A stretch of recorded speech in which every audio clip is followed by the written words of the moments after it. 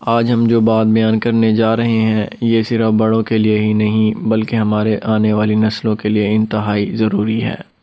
بچوں کو نماز کی رکعتوں کی تعداد کا علم نہیں ہوتا۔ یہ علم ہوتا ہے کہ بس بابا جان یا دادا جان مسجد میں لے کر آئے ہیں تو ہم نے کسی بڑے یا کسی چھوٹے کی نماز کو دیکھ کر ہی اس کی نقل اتارنا ہے۔ جس انداز سے وہ بڑے نماز ادا کر رہے ہوتے ہیں ویسے ہی یہ بچے کر رہے ہوتے ہیں۔ اگر سجدہ کرتے ہیں تو یہ بھی سجدہ کرتے ہیں، اگر رکوع میں جاتے ہیں تو یہ بھی رکوع میں جاتے ہیں۔ بعض اوقات بچے سجدے میں ہی رہ جاتے ہیں۔ آج ہم تعداد رکعات کے بارے میں جانتے ہیں کہ ہم پر 5 نمازیں فرض کی گئی ہیں۔ فجر، ظہر، عصر، مغرب اور عشاء کی کتنی رکعتیں ہیں تو یاد رکھ لیجئے گا۔ فجر کی 4 رکعتیں ہیں، 2 رکعتیں سنت مؤکدہ اور 2 فرض ہیں۔ جیسے کہ ہم پہلے ہی بیان کر آئے ہیں کہ سنت مؤکدہ کو بلا عذر ہی چھوڑنا قابل افسوس ہے۔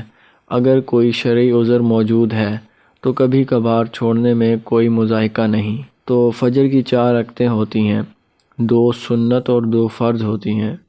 ظہر کی 12 رکعت ہوتی ہیں، 4 سنت، 4 فرض، 2 سنت، 2 نفل۔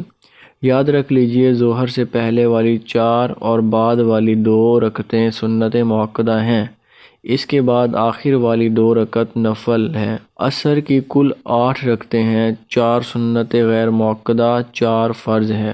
تو یہ عصر کی 4 سنت غیر مؤکدہ ہیں، اگر پڑھیں گے تو قرب الہی کا سبب بنے گی، اگر نہیں پڑھیں گے تو کوئی حرج نہیں ہے اور اس پر کوئی گرفت یا پکڑ نہیں ہے، لیکن اس کے پڑھنے کا بھی اہتمام کرنا چاہیے۔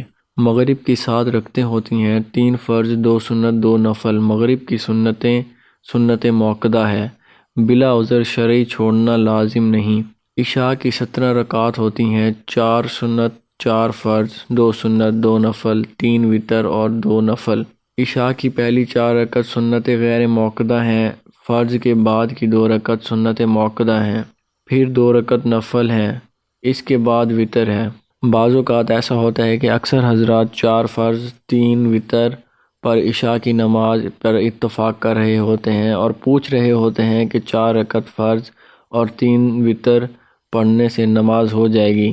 دیکھیں نماز تو ہو جائے گی لیکن 4 رکعت فرض کے بعد کی رکعت سنت مؤکدہ ہیں، ان کو چھوڑنے کی اکثر عادت بنا لیں تو پھر گناہ کبیرہ کے مرتکب ہوں گے، اور اللہ تعالیٰ کو یہ بات سخت ناپسند ہے کہ کوئی بندہ سنت مؤکدہ کو ترک کرنے کی عادت بنا لے۔ ویسے ہونا تو یہ چاہیے کہ ہمیں ان نوافل اور سنت غیر مؤکدہ کی ادائیگی بھی کر لینی چاہیے۔ جب بندہ رب کے حضور آیا ہے تو خالی جھولیاں کیوں لے کر جائے، اور کامل یکسوئی سے اپنی حاضری یقینی بنانی چاہیے۔ جب ہم کسی دنیا دار سے ملنے جاتے ہیں تو جتنا بھی انتظار کرنا پڑے بڑے اطمینان سے اس کو برداشت کرتے ہیں۔ تو جو پروردگار ہے اس کی بارگاہ میں حاضر ہوئے ہیں تو جلدی کس بات کی؟